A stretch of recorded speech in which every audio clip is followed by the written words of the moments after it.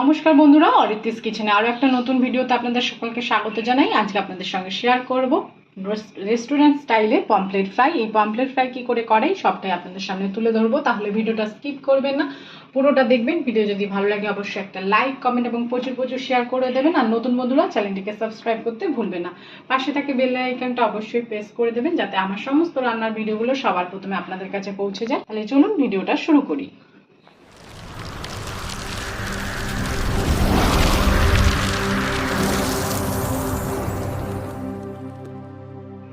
Pomfret তাওয়া fry করার জন্য এখানে আমি 4 পিস পমফ্লেট নিয়ে নিয়েছি এবং একটা মশলা পেস্ট তৈরি করব। তার জন্য মিক্সিং বলে নিয়ে নিয়েছি আদা, রসুন আর কাঁচা লঙ্কা। এটা একটা মিহি পেস্ট বানিয়ে নিচ্ছি আমরা। মাছগুলোর গাগুলো আমি ছিঁড়ে নিয়েছি যাতে মশলাপাতিগুলো সুন্দরভাবে ঢুকে যায় মাছের গায়ে। এবার এতে প্রথমে আমরা দিয়ে দিচ্ছি কাশ্মীরি রেড চিলি পাউডার, দিয়ে দিচ্ছি গোলমরিচের গুঁড়ো, দিয়ে দিচ্ছি লবণ, দিয়ে দেবো কেসুরি মেথি। কেসুরি মেথি দেওয়ার ফলে একটা সুন্দর ফ্লেভার আসবে। আদা, রসুন আর কাঁচা লঙ্কা পেস্টটা দিয়ে দিচ্ছি, টক দই,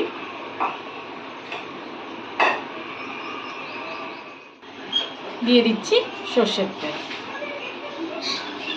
দিয়ে ভালো করে আমরা এবার এটাকে মেখে নেব।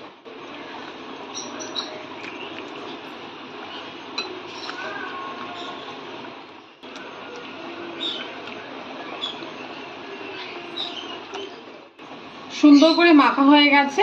এবার এই মাছটা আমরা 4-5 ঘন্টার জন্য ম্যারিনেশনের জন্য রেখে দিচ্ছি। 4-5 ঘন্টা পরে আবার দেখা হবে।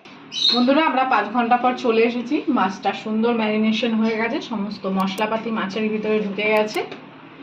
আমরা ম্যারিনেশন করে ফ্রিজে রেখেছিলাম। এদিকে একটা তাওয়া বসিয়ে দিয়েছি, তাওয়াটা ভালো করে গরম করে নেব।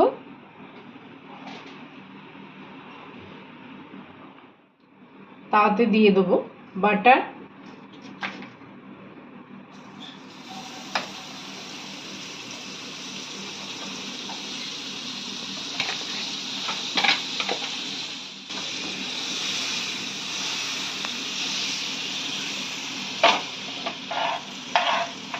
বাটারটা ভালো করে গলিয়ে নিতে হবে।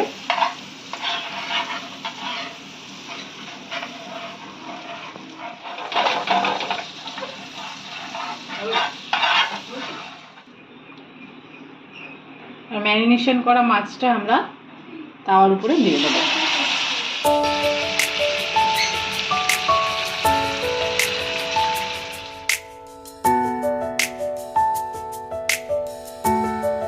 আমাদের মাছের 1 পিস হয়ে গেছে। আমরা মাছটাকে এবার উল্টে দিচ্ছি।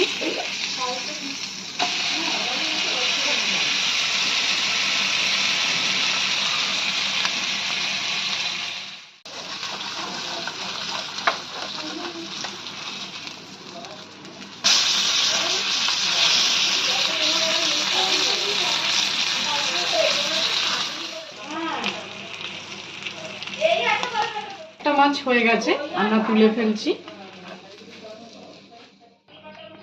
আবার আমি বাটার দিয়ে দিচ্ছি আর একটু।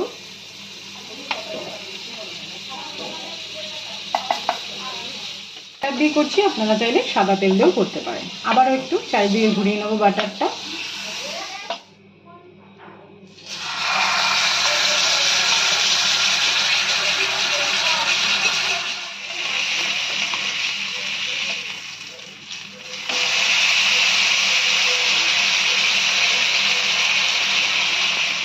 তৈরি হয়ে গেছে আমাদের পমফ্লেট তাওয়া ফ্রাই।